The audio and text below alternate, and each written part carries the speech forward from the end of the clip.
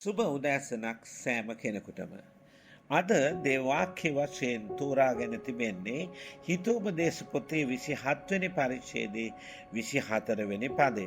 මක්නිසාද වස්තු සැමදාම නොපවතී.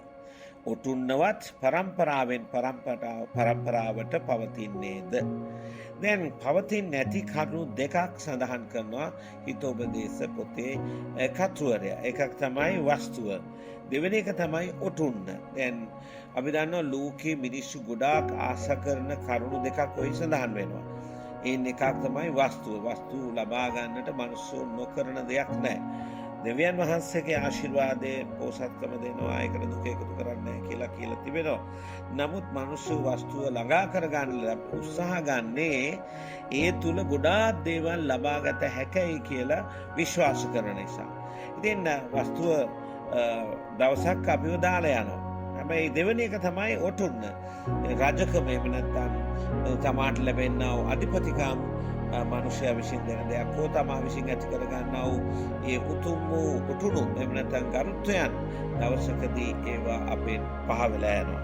ඒවා පරම්පරාවට දිගටම පවතින්නේ නැහැ. ඔටුන්නේ පවතින එකම පරම්පරාව දාවිද්ගේ පරම්පරාව පමණයි. දාවිද්ගේ පරම්පරාවෙන් සදහටම පවතින රජෙක් දෙනවා කියලා දේ වචනේ කියලා දාවිද්ට.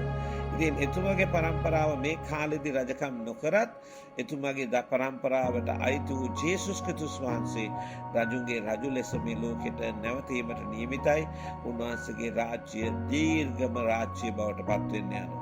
නමුත් මේ ලෝකයේ ලැබෙන මිනිසයන් විසින් අගය කරන ඔය රාජ්‍ය නායකත්වයේ නැත්නම් ඔටුනු උතුම්කම මේ රාජ්‍ය පාලකත්වය මේවා දිගින් දිගටම පවතින දේවල් නොවේ. නමුත් දිගින් දිගටම ඔබට පවතින දෙයක් තිබෙනවා. ඒ තමයි සදාකාල ජීවනය.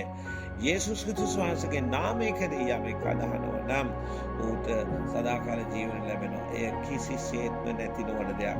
එය සදාහටම පවතින දෙයක්. ඒ නිසා මේ වටිනා දේ වෙතට අවධානය යොමු කරමු. නොවටිනා දේවලින් අපේ සිත් සතන් ඉවත් කරගෙන දැහැමි ගමනක් යන්නට උත්සාහ කරමු. අද දවසේකට ඉතාම ප්‍රයෝජනවත් අවස්ථාවක් උදා වේවා. ඔබ හැමෝටම ජේසුස්